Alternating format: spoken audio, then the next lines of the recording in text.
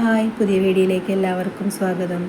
എല്ലാവരും വിചാരിക്കും ഞാൻ ഇന്ന് ജ്വല്ലറി മേക്കിംഗ് ആയിട്ടാണ് വരുന്നതെന്നല്ല. ഞാനിന്നൊരു ചെമ്മീൻ ചമ്മന്തി ആയിട്ടാണ് വന്നിരിക്കുന്നത്. കുക്കിംഗ് വീഡിയോ ആണ്.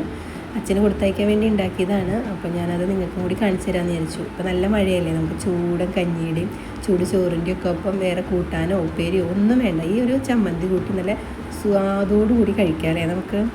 അപ്പോൾ അതിലെന്തൊക്കെ വേണമെന്ന് നോക്കാം. ആദ്യം ഉള്ളിയിലാണ് ഞാൻ വയ്ക്കുന്നത് കേട്ടോ. അടുപ്പത്താണ് വെച്ചിരിക്കുന്നത്. കുറച്ച് വെളിച്ചെണ്ണ ഒഴിക്കുക, നല്ല വെളിച്ചെണ്ണയാണ്.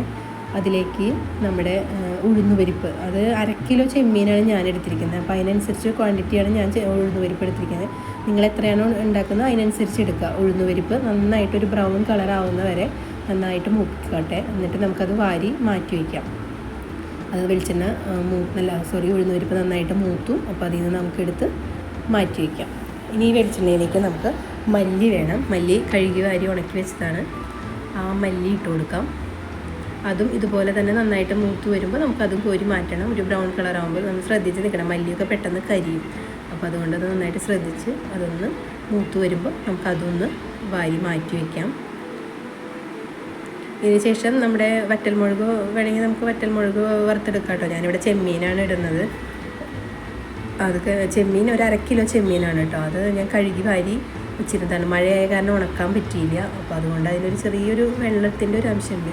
നന്നായിട്ട് വലിഞ്ഞിട്ടുണ്ടായില്ല. അപ്പോൾ അതുകൊണ്ട് അത് കുറച്ച് ടൈം എടുക്കും ഒന്ന് ഫ്രൈ ആയി വരാൻ. അതും നന്നായിട്ട് ഫ്രൈ ആയി വന്നതിന് ശേഷം നമുക്കതും കോരി മാറ്റാം.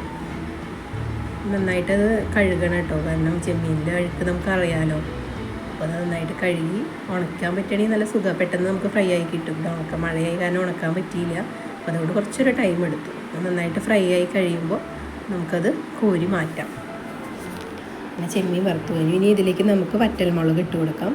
വറ്റൽമുളക് നമ്മുടെ എരിവിനനുസരിച്ച്, നമ്മൾ കുരുമുളക് ഇടുന്നുണ്ട്. അപ്പോൾ അതുകൊണ്ട് എരിവിനനുസരിച്ച് വറ്റൽമുളക് ഇടുക. അതും ഒന്ന് പെട്ടെന്ന് വറ്റൽമുളകൊക്കെ പെട്ടെന്ന് ചൂടായി കിട്ടും കേട്ടോ. അപ്പോൾ അത് വേഗം നമുക്ക് കോരി മാറ്റാം, അല്ലെങ്കിൽ അത് കരിയും.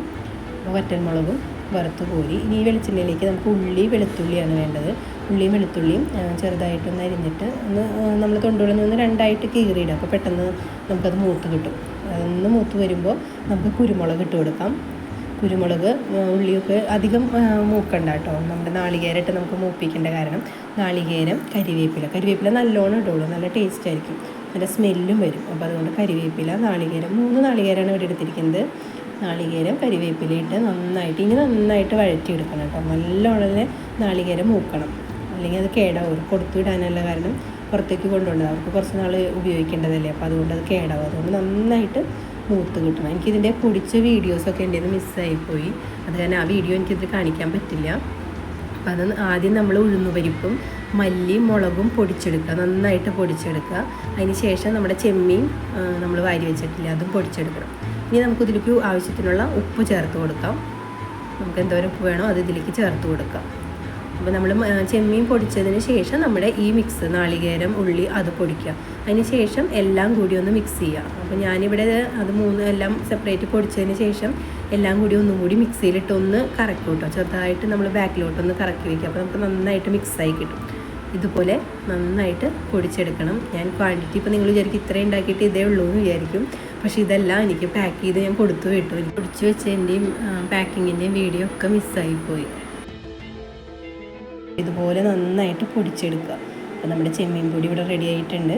ഇനി നമുക്ക് ചൂട് കഞ്ഞിയുടെ കൂടെ ഒരു പപ്പടമൊക്കെ കൂട്ടി നല്ല സുഖമായിട്ട് നല്ല മഴയത്ത് നമുക്ക് കഴിക്കാം. ചോറിൻ്റെ കൂടെയും കഴിക്കാം. അല്ലെങ്കിൽ നമുക്ക് ചോറിൻ്റെ കൂടെ കഴിക്കുമ്പോൾ ഈ ചെമ്മീൻ പൊടിയിലേക്ക് കുറച്ച് വെളിച്ചെണ്ണ ഒഴിച്ച് അതൊന്ന് ചാലിച്ചിട്ട് അങ്ങനെയും കഴിക്കാം കേട്ടോ. ഞാനിപ്പോൾ കഞ്ഞിയുടെ ഒപ്പായ കാരണം വെറുതെ പൊടി എടുക്കുന്നേ ഉള്ളൂ. നിങ്ങൾക്ക് വേണമെങ്കിൽ അതിൽ ഇത്തിരി വെളിച്ചെണ്ണ ഒഴിച്ച് ചാലിച്ച്, നമ്മൾ ഇഡ്ഡലിപ്പൊടിയൊക്കെ ചാലിക്കുന്ന പോലെ ചമ്മന്തിപ്പൊടി ചാലിക്കില്ല, അതുപോലെ ഇത്തിരി വെളിച്ചെണ്ണ ഒഴിച്ച് ചാലിച്ച് അതും കൂട്ടി നമുക്ക് കഴിക്കാം. അപ്പോൾ ഇന്നത്തെ വീഡിയോ ഇത്രയേ ഉള്ളൂ. ഇഷ്ടപ്പെട്ട എല്ലാവരും സബ്സ്ക്രൈബ് ചെയ്യുക, ലൈക്ക് ചെയ്യുക, കമൻറ്റ് ചെയ്യണം കേട്ടോ അഭിപ്രായങ്ങൾ. അപ്പോൾ ഇനി അടുത്തൊരു വീഡിയോയിൽ കാണാം. അതുവരെ ബൈ.